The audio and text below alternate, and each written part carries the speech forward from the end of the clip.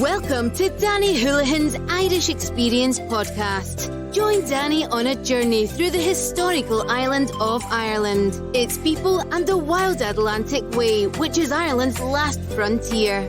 Experience the music and the culture that makes up the longest coastal driving route in the world. Now, please welcome your host, Danny Houlihan.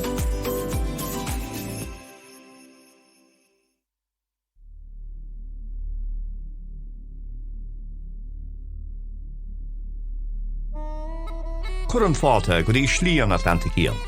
Welcome to the Wild Atlantic Way and Danny Houlihan's Irish Experience Show. I hope you're all keeping well and safe, my friends.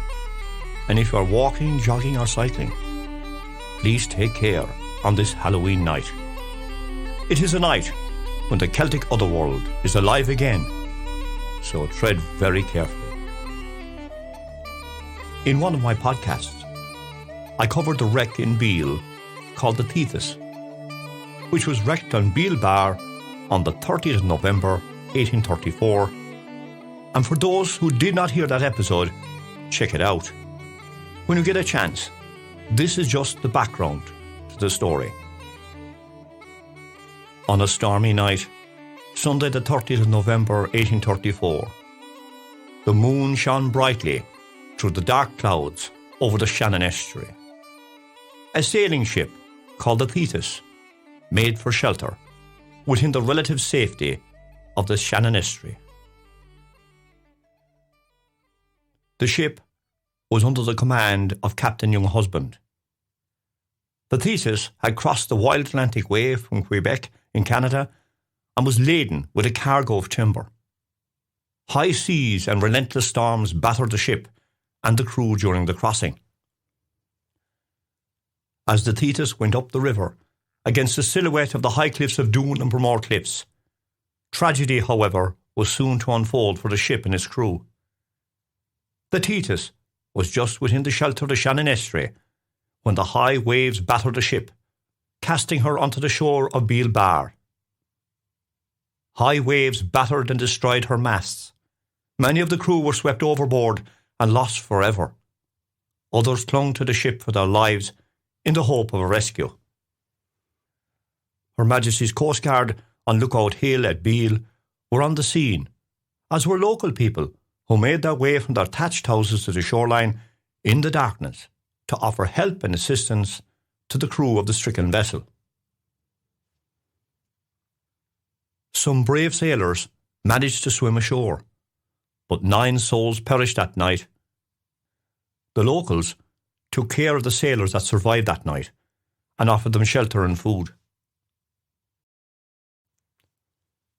Many days later, according to reports of the day, the remains of the lost crew were washed ashore near Beale. Their bodies were, according to local sources, buried at Lisnadooneen Fort. A marker to this day points to where these unfortunate souls now lie.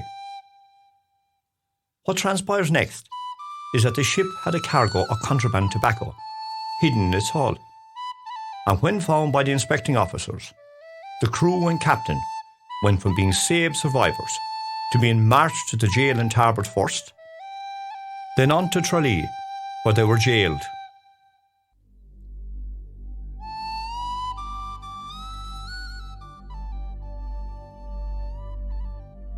Today, a Wild Atlantic Way discovery point is located not far from the wreck, which can be seen at low tide, weather permitting. The remains of the famous wreck, the Thetis, can be seen just off the car park in Beale, North Kerry Ireland, about 250 yards from Cownbreathe. As I said, for the full story, check out the episode Ghost Ships Sail the Shannon. This is where we have another addition to this story on Halloween. And I have said before that in the due course of my podcasts, I will update with any additional information. This is just but one occasion. In the story that was related to me many years ago, it was related that all the sailors were men on board the ship. That's what we were told. However, there is another story, especially for this Halloween Eve. I can relate to the wrecking of the ship off the coast of County and Beale, the Thetis. Not all the passengers were male sailors, but there was a woman and child on board the ship on that fateful night. No one knows their names. I have not as yet uncovered their names, but if I do, again, I'll update the podcast. Unfortunately, due to high seas on the estuary and the storm that night, the woman and child died on board the ship. Many days later, their bodies of the poor souls, mother and child, were washed up together on Beale Strand and were buried by the local people who were, as they say, salt of the earth, great people, kind and generous. The remains were laid to rest within the sand dunes. Many months passed until one night, around the time of the wrecking of the ship, a beacon or light could be seen emerging from the waters around the remains of the old Thetis in Beale. The light travelled from the wreck to the foreshore, where it disappeared. But left in its place was a ghostly spectre of a lone woman and child in her arms, which raced across the beach to the sandhills in Beale, where she and the child were buried. A sad tale of the tragic event on the Wild Atlantic Way that was related to me many years ago, and also in the thatched houses in Beale and North Kerry, and many places beyond.